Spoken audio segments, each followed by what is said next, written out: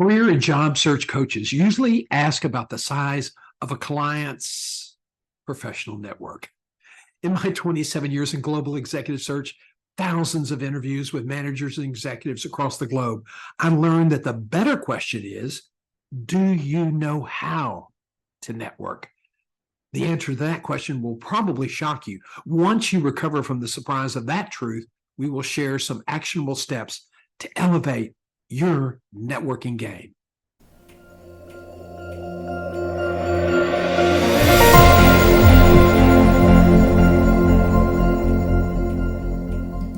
Surveys show that the vast majority of executives and managers understand the importance of career networking. 80%, but less than 48% confide that they do it on a consistent basis, which usually means that when they need it, as in, I've lost my job, I need to find a new one fast. Their stated reason for not doing it on a regular basis is, I don't have enough time.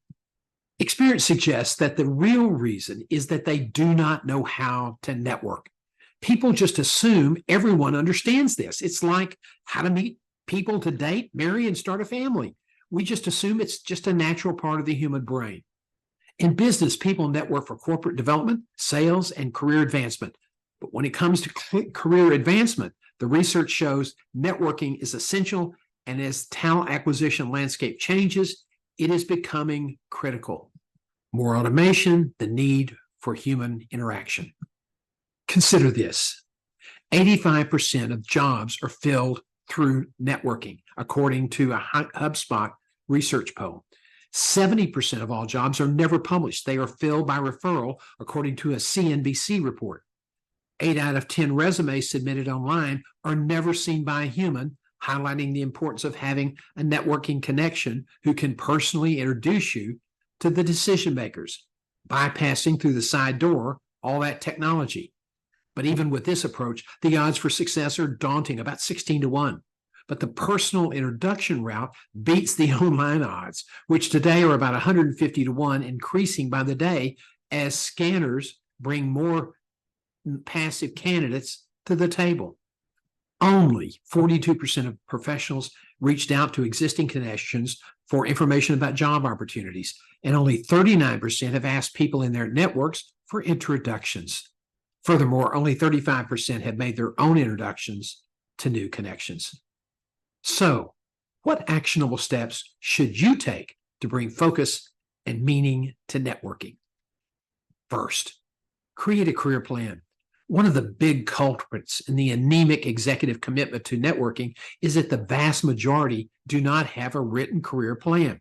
Listen to this: a career plan, and we recommend a 3 to 5 year document, including actionable goals with timelines, is the roadmap that provides meaning to networking. You really can't have one without doing the other.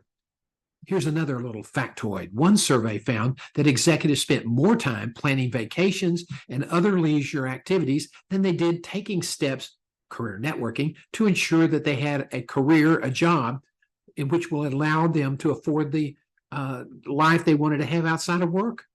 The plan will provide you with focus for your networking. It must be intentional, not haphazard. Second, acquire and understand the tools of networking.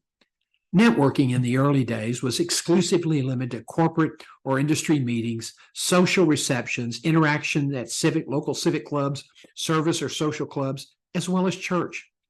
Today, networking is much more sophisticated and requires tools to be efficient and successful. The most common tools are, first, social media, including LinkedIn.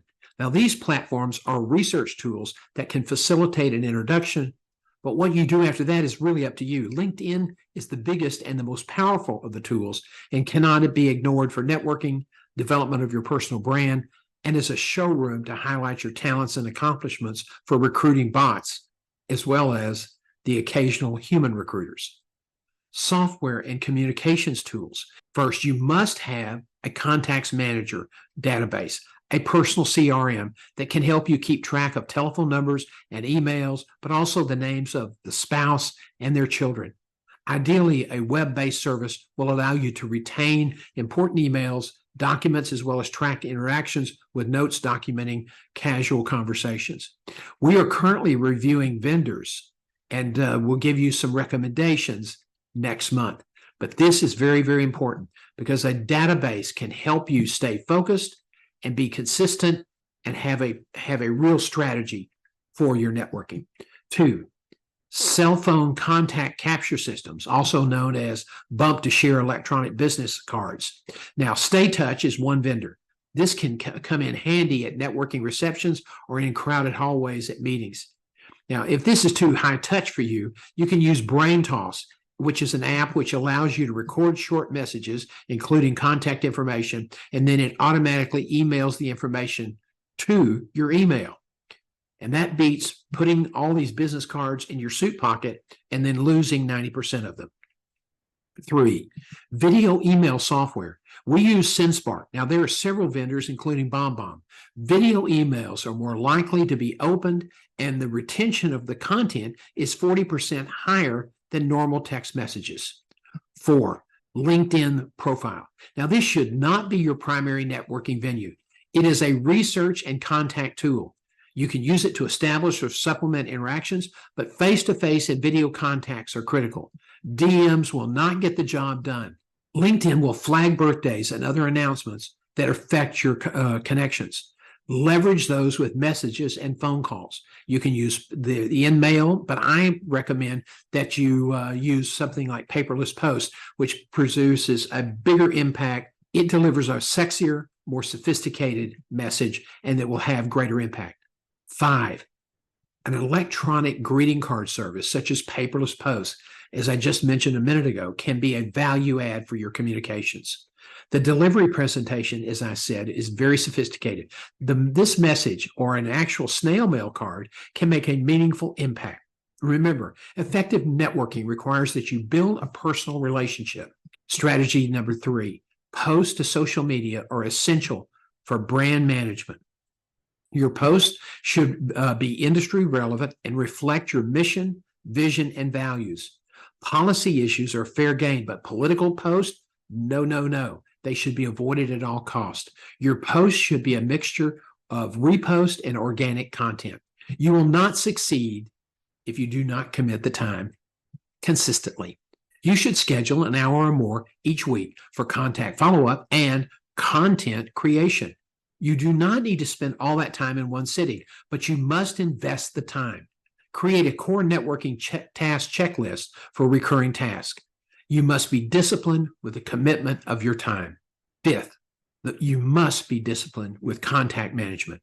LinkedIn, for example, the more attention you will attract, the more connection requests you will receive.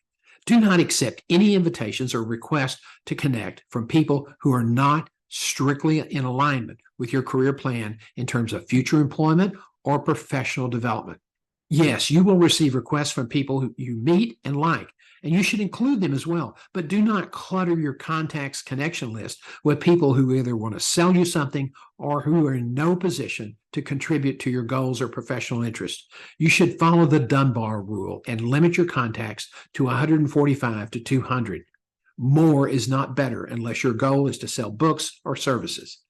Now, the Dunbar rule is based on the research that shows that the human brain can only effectively manage about 140 to 150 contacts at one time. As your plan evolves and changes, you will need to feed and weed the garden, which is to say you will need to prune your list to ensure that it remains effective for networking and stays focused on your current iteration of your career plan. 6, while your goal is to network to support your career progression, you need to allow this value to drive your approach to networking.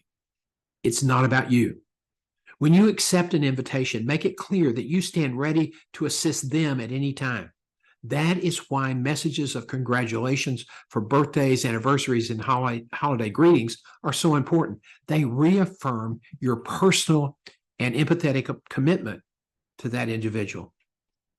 Now, this is a rapidly evolving field, and we will be providing updated information as technology and strategies evolve.